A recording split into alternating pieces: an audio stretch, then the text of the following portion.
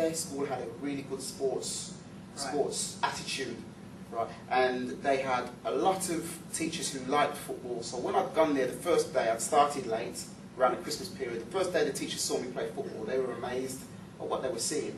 So, but I always knew in myself that I had a talent that was different from other people. But then I said to myself, look, I'm going to need to be able to have faith in myself to be able to make it. So I was playing in competitions, I was winning medals every left, right and centre. I was making friends based on my ability to play football. But then people would almost catch up with you, or you'd make friends with somebody else who's probably near enough good, maybe better than you. I had to work harder than that person.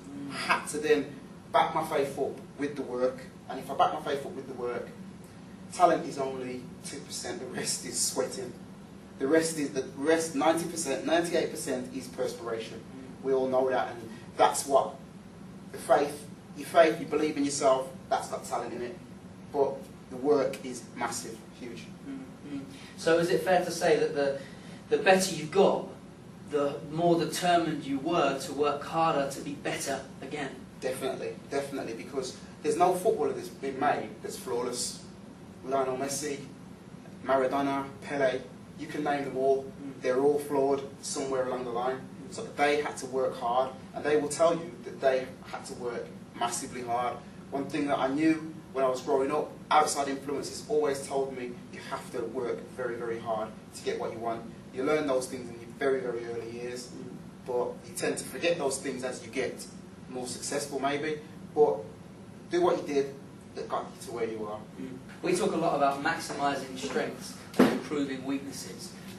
When you're along this path of self-awareness, how important was faith to you when in times of difficulty? Huge, huge. Because, okay, at 15, I hadn't been picked up by a football club, but I knew I had something. So this must happen to a lot of kids. It must happen to a lot of kids in football. So I then said to myself, okay, I'm going to have faith in my own ability. I'll still keep working hard, still keep my head down. Everybody else, all my friends, everybody's going to Birmingham City, West Brom, they're going to Villa. I had to find faith in myself. I had to keep that drive going, because the minute I stop, the minute it goes. Okay, so I had that foresight to be able to keep that work going, keep my faith, and I knew I had to back up my own talent. And then I just knew that I was going to get somewhere. Then people came knocking. So how, during those times of challenge, did you build self-belief? Did you build confidence? Where did you find that driving force again? Because now you're out there, you've achieved a little bit, but you've still not quite made it yet. Where did you gain that confidence from? Likewise, you've got to go back to the very basic route again. I'll go back straight to my mum. Sometimes I'd bring up the phone and I'd say, Mum, nobody's coming in for me. You know, moaning, crying. Mum, nobody's coming for me. She said, have faith, son. People, you've got a special talent. People have told me that you've got a special talent. Okay? Just have faith in yourself. Believe in your own ability. Okay? I spoke to a relative. He said, you're going to be very, very well known for what you do. Yeah? And I believed in this. I was a sponge at that time. So I was a sponge. I'd take everything in. I'd listen to what he'd said.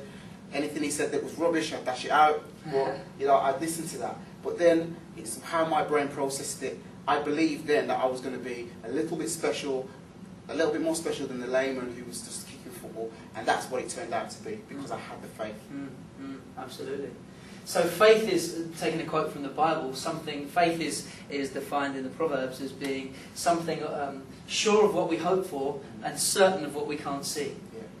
So you were sure of what you hoped for was going to be a professional footballer. Yeah. And what you couldn't see yet was that contract in front of you. Yeah. But you had a firm belief and a faith to manifest it into being an important lesson for everybody, not just in football, but again, in any walk of life.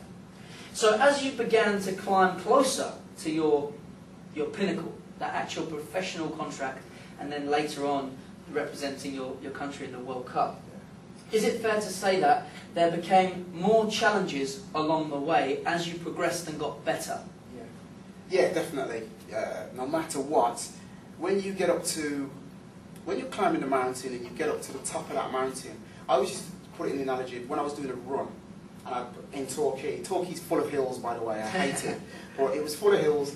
And we used to do this run, and we used to have to go up this massive long hill to finish off with, and then finish off by going down the hill. I'd work ever so hard to get to the top of the hill. When I got to the top of the hill, I'd put the brakes on when I'm going down the hill, and it's freewheeling time. Didn't need to do that, because then that's when you need to work just as hard to get yourself as well, because then you need to keep yourself on an even keel. Because so many of us get to where we want to get to, then we think, well, what's the Williams sisters? You know, people are asking questions about whether they still want it because they've achieved so much. So, yeah, there were massive challenges. I got into a football club, Torquay United. There was all the poles. I was only a 16-year-old, and as a 16-year-old, I was very small, 5'5" maybe, but I was playing with the older men, 29, 30, 40 years old, and some of those guys weren't believing in me. Some of them took me under their arm, but some of them did not believe in me, and I was quite impressionable like that. So there was a challenge. I couldn't quite cross the ball correctly, or I had lots of tricks, but I didn't have the A to B little basics in football that you need to do to be a footballer. So I identified that I have to work hard at this. So these challenges presented themselves. So I had to work twice as hard to be on the